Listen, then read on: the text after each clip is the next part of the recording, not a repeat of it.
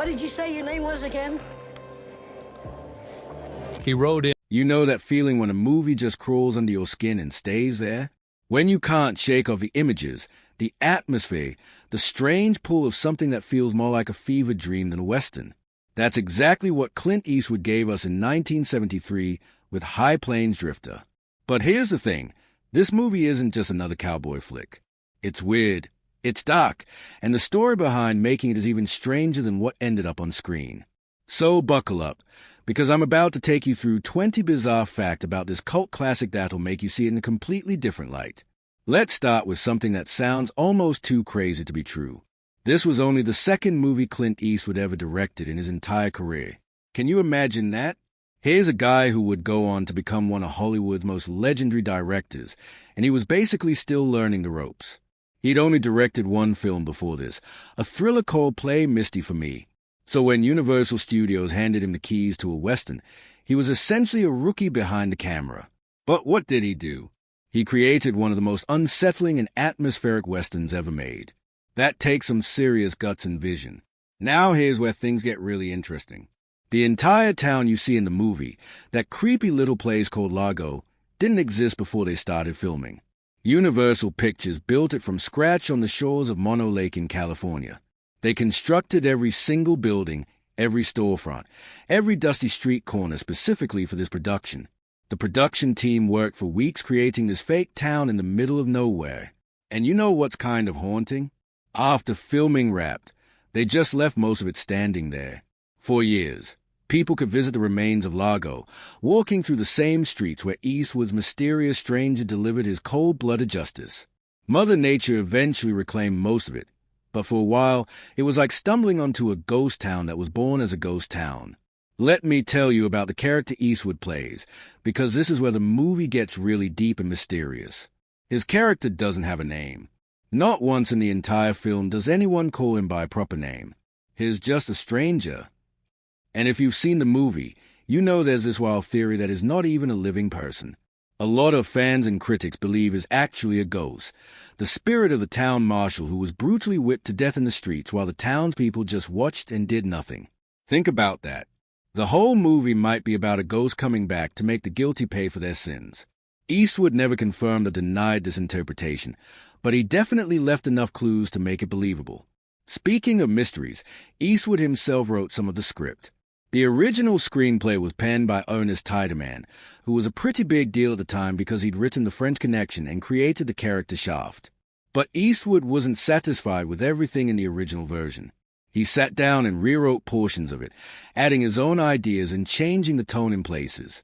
This wasn't just an actor reading lines someone else wrote.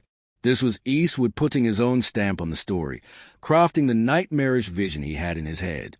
That's the kind of creative control that most actors only dream about.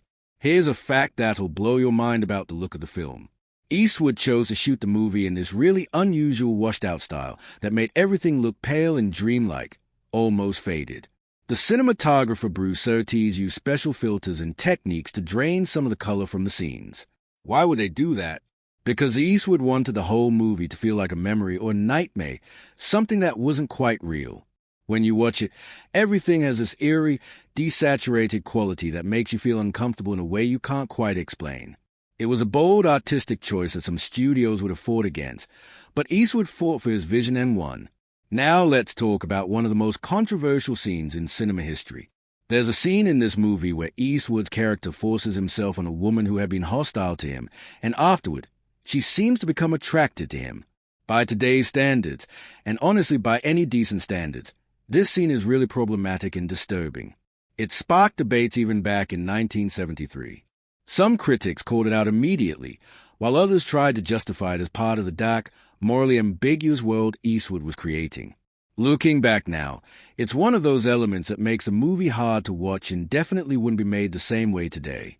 It's important to acknowledge this because we can appreciate aspects of old films while still recognizing what aged poorly. Here's something lighter. The budget for this entire film was incredibly small by Hollywood standards, around $3 million. That might sound like a lot, but for a major studio western, it was pretty tight. Eastwood had to be smart about every dollar. Building that town, paying the cast and crew, all the filming equipment, Everything had to come from that budget. And you know what? The movie made over $15 million at the box office. It was a massive success, proving that you don't need a bloated budget to create something powerful and memorable. Eastwood delivered a profitable hit while maintaining complete creative control. Let me tell you about the twisted plot that still confuses people today. The townspeople of Largo hire this stranger to protect them from 3 criminals who are coming back for revenge. These criminals used to work for the town, but the townspeople had them sent to prison. Now they are coming back, and everyone's terrified. So they hire Eastwood's character to save them. But here's the twisted part.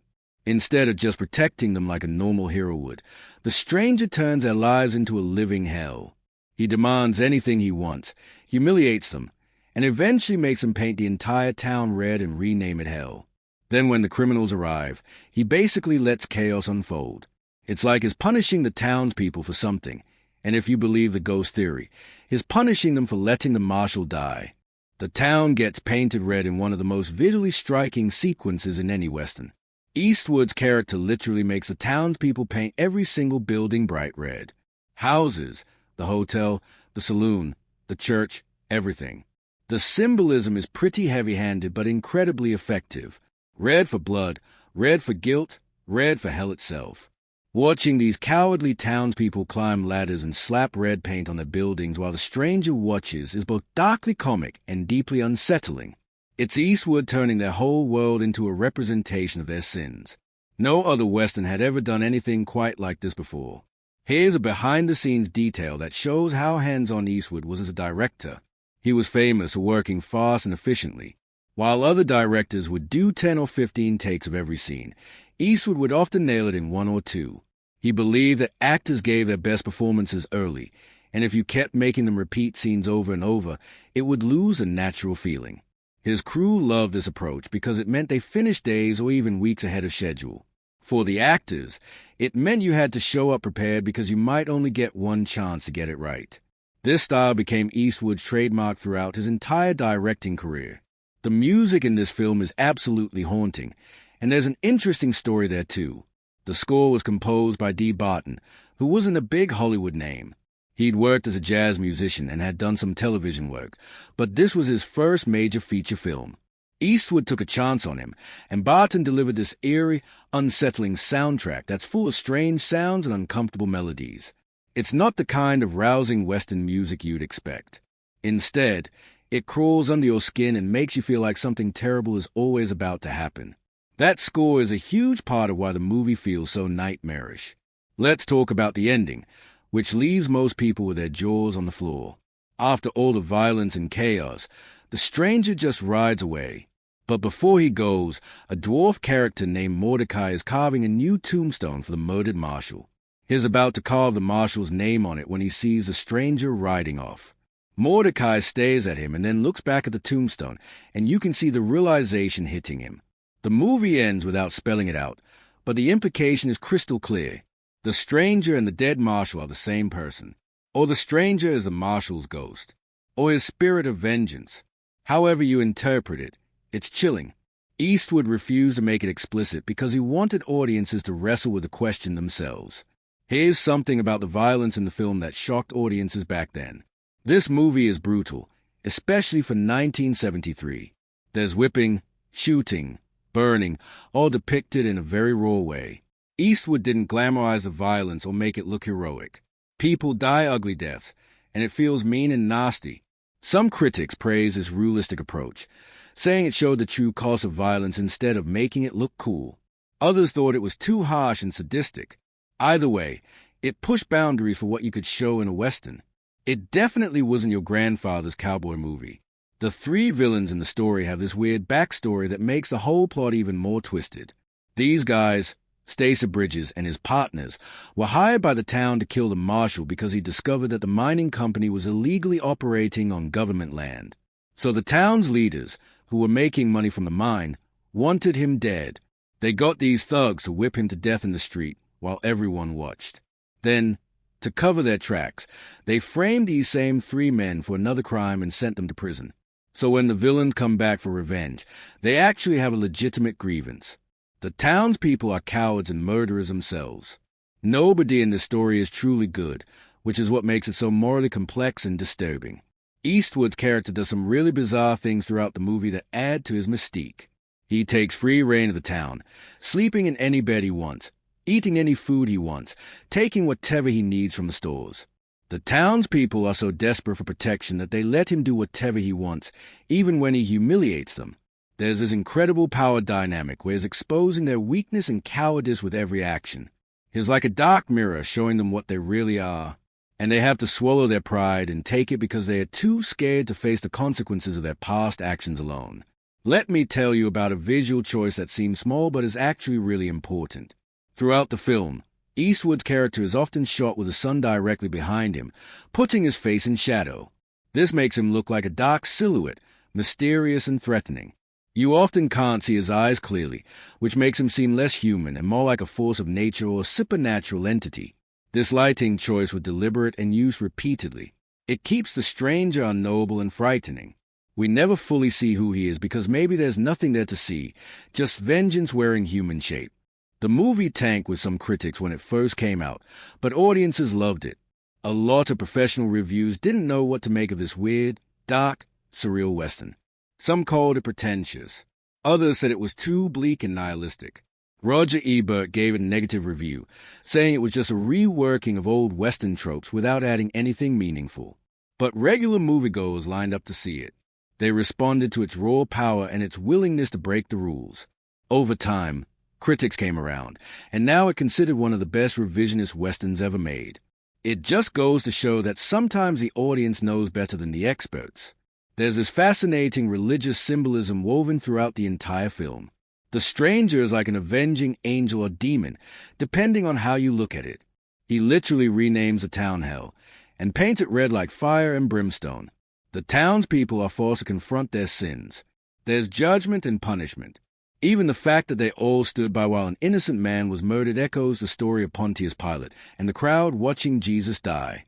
Eastwood was raised Catholic, and whether he intended all these parallels or not, they're definitely there. The whole movie plays like a fire and brimstone sermon about guilt, cowardice, and divine retribution.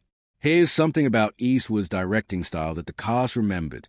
He barely talked to his actors about motivation or backstory. He'd set up the shot, explain what needed to happen physically, and then let them act. If they asked him about their character's feelings or internal state, he'd just shrug and say something like, "You're a person, you know how people act." This minimalist approach freaked out some actors who were used to directors who wanted to discuss every emotional beat. But others found it liberating. It forced them to trust their instincts and make bold choices. It's such a different approach from method directors who want to psychoanalyze every moment. The location where they filmed, around Mono Lake, added so much to the atmosphere. This is a strange, ancient lake in California with bizarre rock formations called tufa towers rising out of the alkaline water. The landscape looks alien and harsh, like something from another planet. The production uses otherworldly environment to make everything feel off-kilter and wrong. When you see the town of Largo sitting in this barren, hostile landscape, it reinforces the idea that these people are isolated and damned. Location can make or break a film, and Eastwood chose a perfect spot to tell this particular story. Finally, let's talk about how this movie influenced everything that came after it. High Plains Drifter opened the door for darker, weirder westerns that weren't afraid to mess with the genre's conventions. You can see its influence in films like Unforgiven, which Eastwood directed years later, and in modern westerns that play with supernatural elements. It proved that audiences were ready for westerns that questioned the mythology of the Old West and showed the ugly side of frontier justice. Without High Plains Drifter, we might never have gotten some of the complex, morally ambiguous westerns that followed. It changed what was possible in the genre. So there you have it, 20 weird and fascinating facts about a movie that still haunts people more than 50 years after it was made. High Plains Drifter isn't just a western. It's a ghost story, a morality play, a revenge fantasy, and a nightmare all rolled into one. It's the work of a director who was just finding his voice but already willing to take huge creative risks. Whether you think The Stranger is a ghost or just a man, whether you see it as profound or pretentious, you can't deny that it's unlike anything else out there. If you enjoyed diving deep into this classic film with me, do me a huge favor and smash that like button. It really helps the channel grow, and lets me know you want more content like this. Share this video with your movie-loving friends who appreciate the weird and wonderful world of cinema. And please, if you haven't already, hit that subscribe button and ring the notification bell so you never miss another video. I've got so many more strange stories and hidden facts about classic films coming your way. Trust me, you don't want to miss what's next. Thanks for watching, and I'll see you in the next one.